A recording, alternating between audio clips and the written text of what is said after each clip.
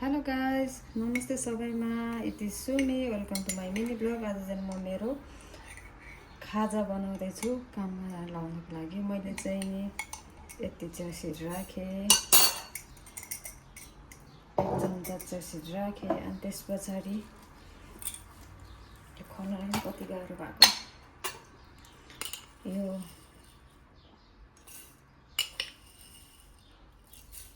चाहिँ मैले चाहिँ 3 स्पुन ओट्स राखेँ। अनि त्यस पछाडि चाहिँ नि मैले के राखेँ भन्दाखेरि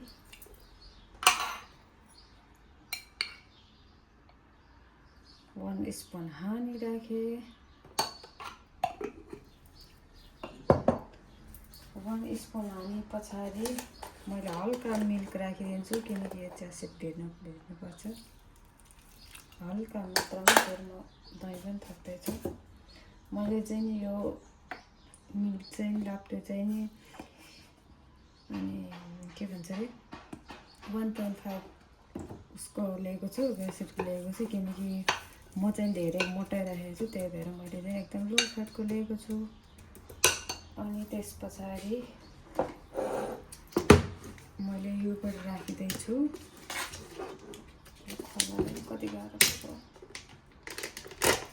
मेजर पनि त्यही हो, 1.5 त्यही छ। आजभोलि चाहिँ मैले चाहिँ नि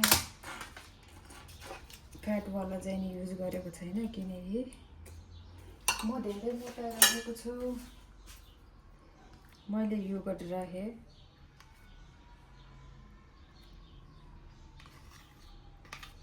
3 स्पुन। नपुगेको खण्डमा म फेरि हाल्नेछु। अब मिक्स गर्दैछु।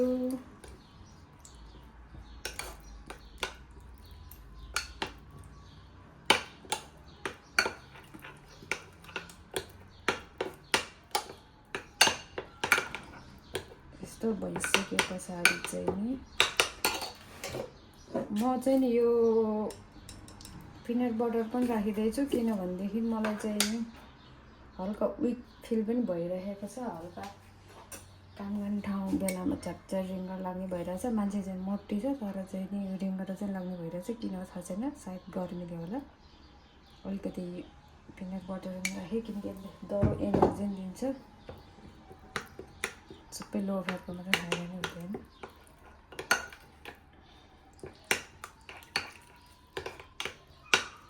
अनि त्यस पछाडि मैले चाहिँ नि बनाना राख्दैछु।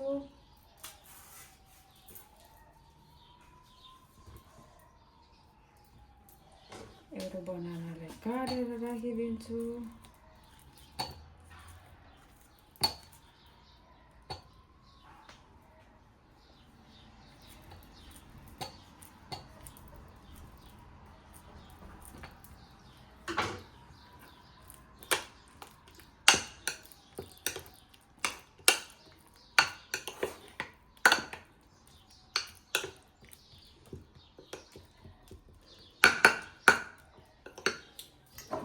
त्यस पछाडि म यो सनफ्लावरको यो बिन्सलाई पनि हल्का राखिदिन्छु।